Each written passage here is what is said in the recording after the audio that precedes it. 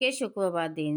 শুক্রবার দিন উইঠা ঘুমের থেকে নুমাবি রুটি খাইতে মন চাইছে। তাই সকালে উইঠা একটা ভাজি করলাম মজার সিম, আলু, টমেটো দিয়া। তারপর নুমাবি রুটি বানাইলাম, চা বানাইলাম। মেহমান একজন আসছে, তাই মেহমানের একটু আপ্যায়ন করতে হবে।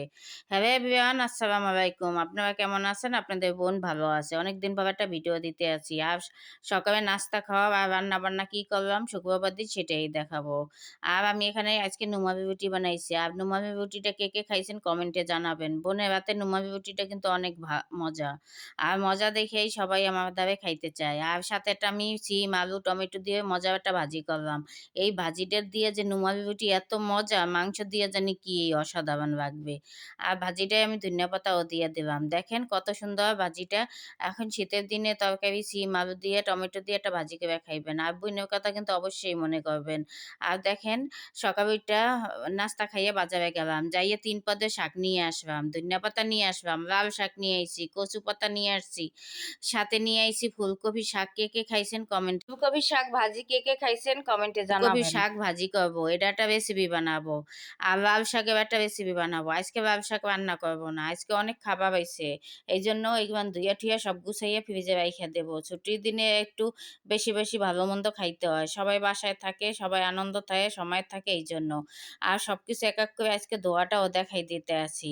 আর এইভাবে আমরা ধুইয়া নেই। ভালো মতন না ধুইবে তো এনে কচু পাতাটাও ধুইয়া নিতে হইবে। তারপর ফুলকপি পাতাটাও ধুয়ে নেব। এখন আমি এখানে মাছটা বসাইতে আছি। আর এই মাছটা হইছে নোয়াখালী স্টাইলে রান্না। বেগুন, আলু দিয়া আর মাখাইয়া বসানো পোয়া মাছ। এইটা এত মজা দেখে আমরা আবার রান্না করে খাইতে আছি।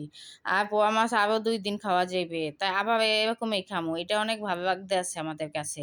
এইজন্য মাখাইয়া বসাই দিতে আছি। আজকে রান্নার ভিডিও এত রং দেখান যাবে না। এইজন্য আমি মাখাইয়া এটা বসাই দিতে আছি সবকিছু দিয়া।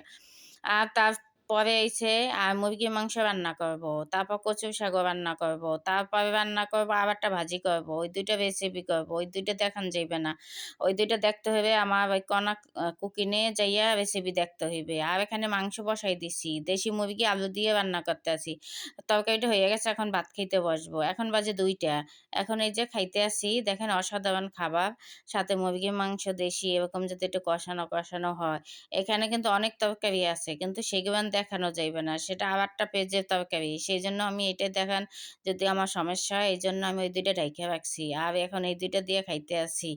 আর এই মাছটাও কিন্তু নোয়াখালীর রান্না, অসাধারণ লাগে। সবাই কিন্তু অবশ্যই আমার মতন রান্না করে একবার খাইয়া দেখবেন।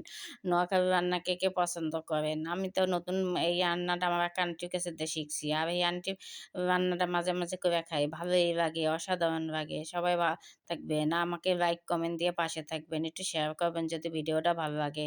আর সবাই কিন্তু আমার নতুন পেজে একটু ফলো দিবেন। আল্লাহ হাফেজ। সুস্থ থাকেন।